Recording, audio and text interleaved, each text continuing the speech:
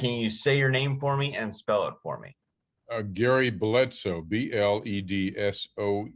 First name is Gary, Gary, and I'm president of the Texas State Conference of NAACP branches.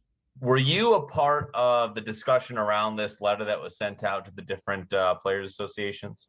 Yes, I was. And tell me about those discussions a little bit, kind of the background, some context from those. Well, I think what we had reached out to our national organization to work with us because we know the African American community in Texas has been under siege. There's been an all-out assault against African Americans that has been ongoing for quite some time. And this last legislative session was particularly problematic to us in that we saw so many laws that were anti-Black to be passed that will clearly jeopardize the opportunity of African Americans to ever achieve equal citizenship rights in the state. So we knew there was a great alarm, and that kind of dovetails with the issues that we've been involved with of racism that have occurred in our state, and a number of those issues have involved individuals who happen to be pro football or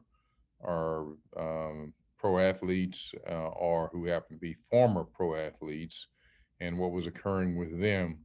So based on those issues and the dialogue that the National NAACP continue to have with the players associations, we thought that was a natural thing for us to get involved in. And so we see this both as a matter of public service because people who are going to come here need to know what to expect when they come. You look at what's occurring in South Lake here in Texas, and you can understand you can be a really tremendous professional athlete.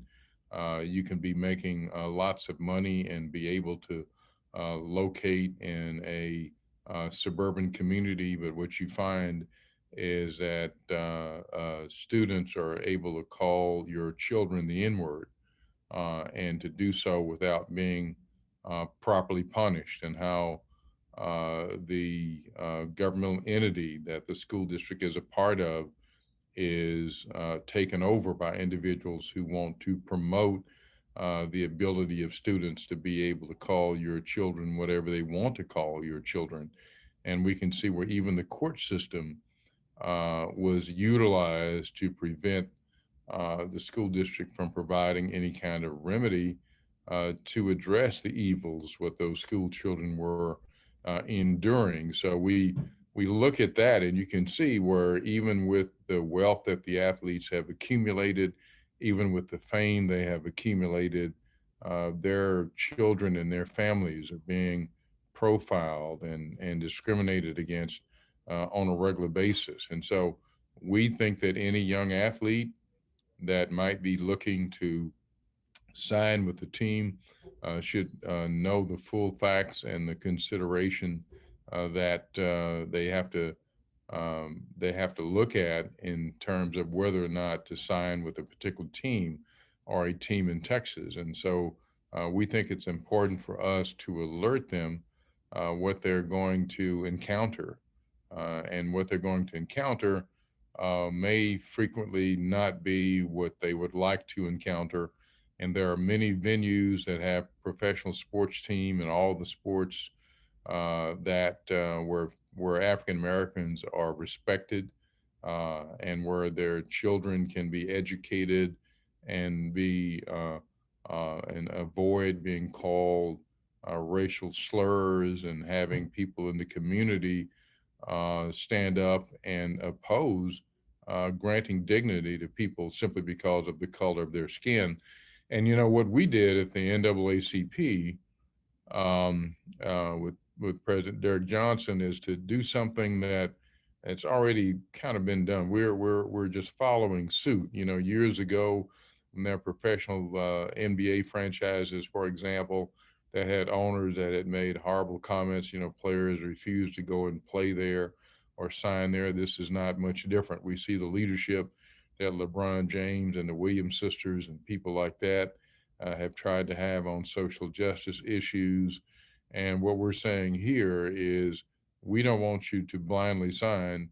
And if a Texas team is going to offer you a $50 million contract, you're probably going to get a $50 million contract elsewhere. And it might be that whatever that elsewhere is might be a better place for you and your family. And the other part of what we are wanting to do is sports teams are very powerful in our state. This is a real sports conscious state.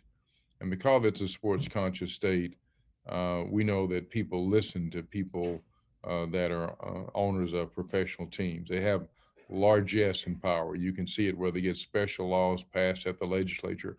They have special deals with the state and with the local governmental entities. So we know they can help. But when we were seeking to stave off the assault on being African American in this state, they were not there. And those players have to understand, it's now illegal to teach proper Black history to schools to students in Texas. So that means you don't really matter. If you're going to teach about slavery, you got to teach about how good it was for the slaves to be enslaved. You got to teach how it was good for them to come over and to be Christianized or be taken from Africa or what have you. You got to teach nonsense like that under the new laws. So we think this is outrageous that these things are now being required, and people need to understand what you're getting into if you come here. And if you come here and you're going to have a family, you need to understand that there are a lot of former players and current players that are having problems right now and their families, and you need to take note of that. You mentioned at the beginning of this, at the beginning of your answer, how this legislature was particularly anti-Black with just many of the laws that were passed, and can you kind of expand on that a little bit and really what that means precisely, just for people who either weren't paying attention or can't imagine the experience or can't put themselves in the shoes of the Black community? Well, that's a great question. There were so many things that happened. I'll just mention several of them because I think it was one of the legislatures that I will not forget in a long, long time, because I don't know that it could get too much worse than this one. We thought that maybe a session or so ago, but this was unbelievable. This is a session that would have made the 1923 legislature that would have made it illegal for Blacks to vote in the Democratic primary. It would have made that legislature proud to pass the laws that came out of this legislature. One of the laws was prohibiting the utilization of critical race theory in public education. And so what that means is you can't properly teach African American history. You can't teach it from the African American point of view.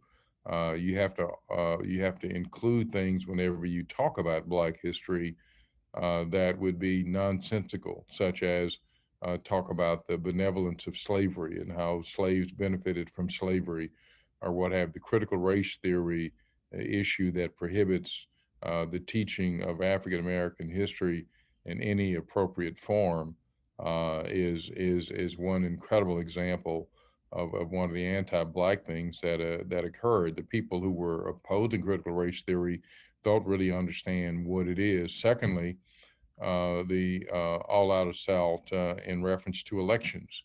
It clearly was designed to marginalize African American and Latino voters. It was clearly designed to be able to empower people like poll watchers that have always gone into Black communities and acted like overseers in the voting process, to where they have now been elevated above election judges. And so the election judges who attempted to try to bring them into some semblance of being humane or decent to The people in the polling places now are prevented from taking any action and addressing the wrongdoing by these individual poll watchers. So that's a problem, and it goes all the way from the registration process, how you vote, the early voting process, through the actual voting process. It creates so many needless and nonsensical crimes. It is intended or was designed and intended to discourage as many black folk from voting as possible. And I think that that has to be something that everyone considers when we have a state that has already taken a Crystal Mason who didn't deserve to be charged with a crime and ruin her life because people needed to have someone as a poster person for there being some kind of voter fraud. You take someone who thinks they are doing the right thing, who's out of prison on parole, thinking they have a legal right to vote, and they mistakenly cast a vote that's never even counted, and they get prosecuted and sent to prison. That's outrageous. And then we look at the whole issue with redistricting. And the idea is to try to make sure that black and brown people never share power in this state. And how you take a state that is 59% minority and 41% Anglo, yet you give 60% or greater of the seats in the different political bodies to white citizens so that they can dominate every level of the legislature of the Texas congressional delegation.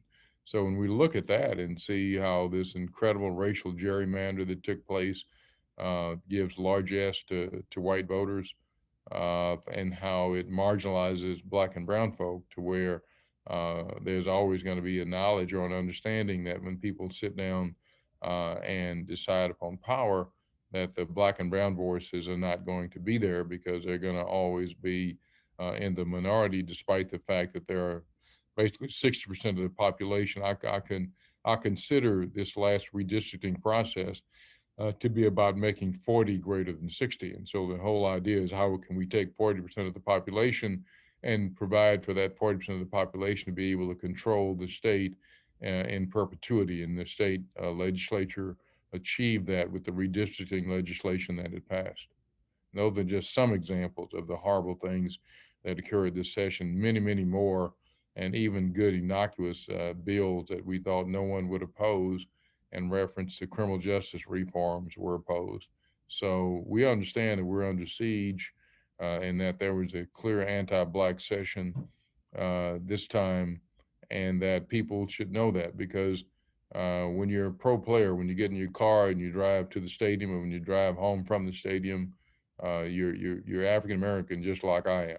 You're subject to the same kinds of stops and abuses and kinds of harassment that other African Americans do. We might even recall what happened to Ricky Williams over at UT when he happened to say that his name was Ricky Williams when his given name was Eric Williams. And so when he showed his driver's license, they end up charging him with a crime for giving a false name when he gave the name that everybody called him by. So we understand what blacks go through, and that's just one example. Going forward, what do you hope to see as a result of this letter that's sent to all the player associations? A couple of things. We're hoping to allow young people to have this information so they don't make the mistake of coming here and ending up regretting it and ruining their lives, where they're going to go and move into a community where they're not wanted and not respected. Number two, we're hoping that this might be an alarm to people in the business community to come and to try to rectify things, because they have a lot of power within this state, and they can deal with bellicose public officials and help move them in the right direction. And if things happen the correct way, and if people don't come here, and if the sports franchises begin to feel the crunch and don't have the level of success on the field, and this affects their fan base, I think that hopefully will get the attention of individuals. Hopefully it would start even before then, but if that gets the attention of the people that are in power, that own the sports franchises, then maybe they'll join with us and try to make Texas a place that's hospitable to all people, because we're supportive of all people having good and righteous opportunities and great living, and to be free from issues that are problematic for societies. We're very supportive of all, and I think if you have people to come to the table and to say that we will not tolerate, and we're going to stand over here with our black brothers right now, and they'll stand with us tomorrow when issues come up relating to us where we might need them. Once we stand together and say we want Texas to be something different, I think that'll have just the opposite effect of what maybe this initiative that we're undertaking would have. I think people would look at Texas as a place where I want to sign with the Texas team. I want to go there. I know my children are going to be educated well. I know my children are going to be treated well by law enforcement. I know that my children are going to be protected and people can't call them the N word or abuse them in a public school context. I know that I belong. I know that people want me. I know that they want me to share power because they see me as a Texan, not as a black person, but as a Texan. And so I think once we can reach that pinnacle, then I think we can really make a difference, and the franchises would end up flourishing. I think we'd end up having the best franchises, because I think one thing we've seen with free agency, people like to go where they feel like the franchises have an opportunity of winning, and they feel like they're going to be treated well in the community. And so I think you add those intangibles together, and you bring people in the community, your grassroots organizations like the NAACP, together to work with you, then I think it can be a win-win for Texas in all ways. And even sports fans are going to gain by that. Like other sports fans in Texas, I root for our Texas teams. But the bottom line is we're under siege right now, and people have to understand what this means to our community. You have really been placed in a subordinate status, and we need to stop that in whatever way that we can. And so we're going to undertake this initiative to do all that we can to bring the resources to bear that we have, because not everything is at our disposal right now. But we think this is one thing that's at our disposal. The fact that we have a dialogue, the young people know that we care about them, we love them, respect them, we want them to have good careers. Yes, I'd love to have our franchises in Texas doing the best, but right now we have to bite this bullet right now and do this, because the only way we're going to get decent and equitable rights in Texas is to get people in power to be on our side and not all be on the other side, drawn with people who are anti-black, that are pushing whatever anti-black initiative that they want and being able to succeed.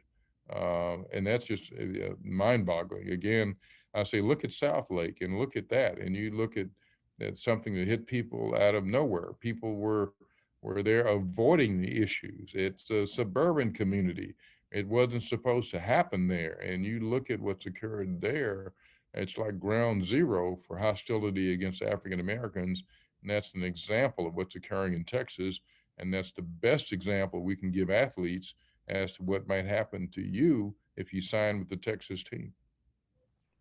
And this was sent to the professional players associations, but is this messaging really also directed at college and high school athletes too? We haven't directed the message to them. We made a conscious decision to go after the players associations, but I think it's clearly an appropriate analogy, because we know what happened here at the University of Texas with Caden Stearns, where he simply was a young man expressing his beliefs on social justice issues. And so he was just lambasted with hate from people out of the Longhorn community. And it's so bad that the young man, even though he had been a blue chip athlete that had come in, I think he was a 5-star player in high school, and he had a year of eligibility left. And he, in my opinion, was one of the best Longhorn players. He left early and said he's never going to return to Texas because of the hostility that he received, simply because he expressed his First Amendment rights and letting people know what he felt about whether it's a song or other social justice issues. And I think that ended up leading to all kinds of changes at the university, whether it's the departure of a football coach or president, whatever it might be. A lot of issues have happened because of conservatism that are taking over, and I think that's a real issue and problem. So I think young people who might be from out of state, or even young people in state, when they might have a choice, if you're going to be able to go to a state where people are going to respect you, and you're not going to have to be like Ricky Williams here in Texas and get stopped and busted because you tell them your name is Ricky Williams and that's what we know you to be. You don't want to be in a community like that. You want to be in a community where you're respected and people care about you. And so I think this could have an impact there. I think that's not our intent right now. We haven't broadened it to that point, but I think that it's very logical to me. If I'm a blue chip athlete, and especially if I don't have to be in Texas, that's really a legitimate option. I mean, it may not be just that Alabama is a better institution, but it might be that Alabama, as horrible as Alabama is, I don't know that they're doing the kind of things that Texas is doing overall. That's really the questions that I had for you, Gary. Is there anything else that you wanted to add about this letter, about the intent of this letter? This letter, obviously, we're hoping to reach out to people of goodwill, of all colors, all political persuasions, that have loyalty to organizations, but who understand the basic right to decency that we should have as human beings. And we're just saying that we should have the same basic right to decency as other folks. And we're not asking you to vote a certain way. We're not asking you to be some kind of progressive thinker, but I think there's some basic things about humanity and decency that should cut across political lines.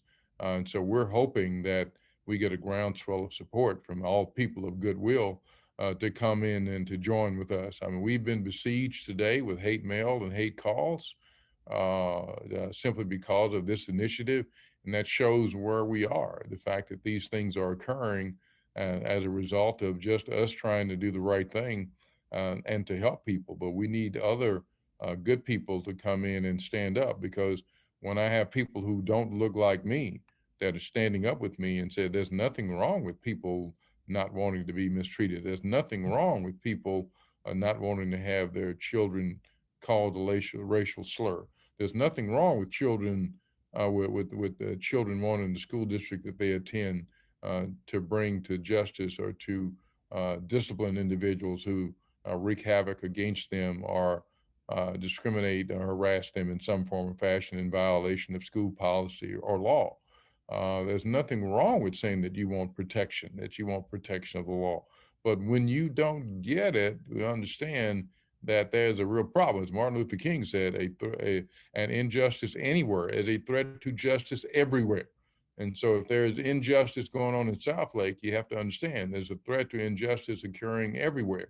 So whether it's going to be in Southlake or whether it's going to be in Austin or Beaumont or Vidor, Texas, it doesn't really matter. We have to come together as people of goodwill to say, well, I don't know about the politics about whether government should be supportive of different kind of programs, but there's some things that the government should do and ensure basic decency and humanity for all citizens, that all citizens deserve to be respected by law enforcement. All citizens need to have the dignity of not being subjected to racial slurs.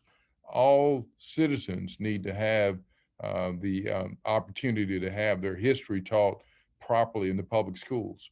Those are just basic concepts of basic decency that don't connote any kind of political philosophy.